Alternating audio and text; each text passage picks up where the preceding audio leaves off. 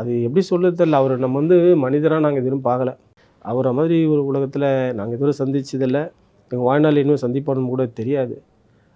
இதான் எதுக்கு சொல்ல வரேன்னா, இந்த மாதிரி தான் எங்களோட பொறுப்பு. எதுலேயுமே நாங்கள் வந்து இந்த அந்த பெருமை பேசுறது அப்படிலாம் இருக்கக்கூடாது. ஓகேண்ணா. இப்போ வந்து இந்த நியமன பதவி அப்படின்றது மாதிரி எப்பத்துலேருந்து வருன்ற மாதிரி விஷயங்கள்லாம் வந்து இன்னும் அனௌன்ஸ் பண்ணல.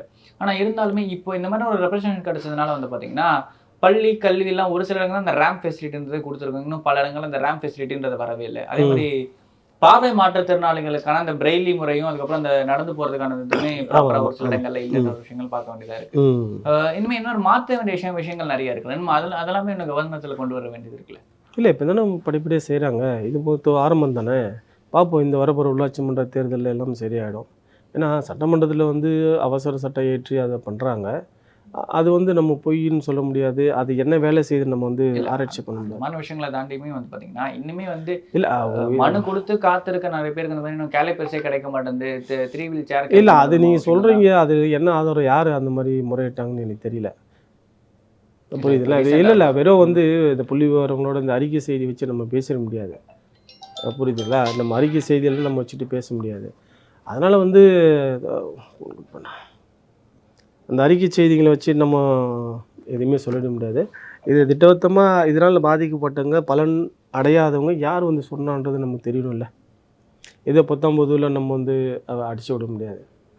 இப்போ அந்த மாதிரி பண்ணும்போதும் அரசு வெப்சைட்டில் போய் பார்க்கணும். எவ்வளோ அதுக்கான வாய்ப்பு குடுத்துருக்குறாங்க, எவ்வளோ செஞ்சுருக்கிறாங்க, இதனால் பயன்பெற்றவங்க எத்தனை பேர், பெறாதவங்க எத்தனை பேர், விண்ணப்பிச்சவங்க எத்தனை பேர், இந்த டீட்டெயில்ஸ் தெரிஞ்சா தான் நம்ம அதை பேச முடியும். நீ அப்படியே இப்ப ரீசென்ட்டா வந்து சட்டமன்றத்துல வந்து ஒரு டிஸ்கஷன் வந்திருக்குன்னா, அமைச்சர் ம். கீதா ஜீவனுக்கும் ஒருத்தருக்கும் நடந்துச்சு. அவரோட பேர் எனக்கு கரெக்ட்டா ஞாபகம் வரல. ம்.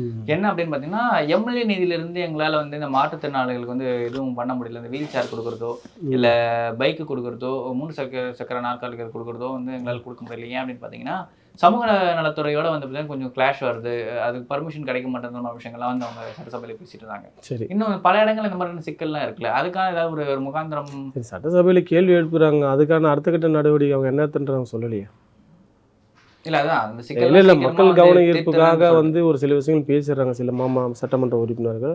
அதுக்கப்புறமா அவங்களோட என்ன முயற்சி எடுத்தாங்க, அதுக்கான அவங்களோட அடுத்த கட்ட நகர்வு என்னன்றது வந்து நாட்டு மக்களுக்கு சொல்ல வேண்டிய கடமை அரசாங்கத்துக்கு இருக்குதுல்ல. ம். அவங்களும் காட்டுவாங்க. இப்ப என்னோட கேள்வி அதான். நீங்க குரல் எழுப்புனதோட சரி. வேற அதிமுக தலைவர் கூட குரல் எழுப்பினாரு. யார் அந்த சாருன்ட்டு. இப்ப என்னாச்சு? சரி. புரியுதுங்களா? ம். அது கவன ஈர்ப்புக்காக பேசக்கூடிய ஒரு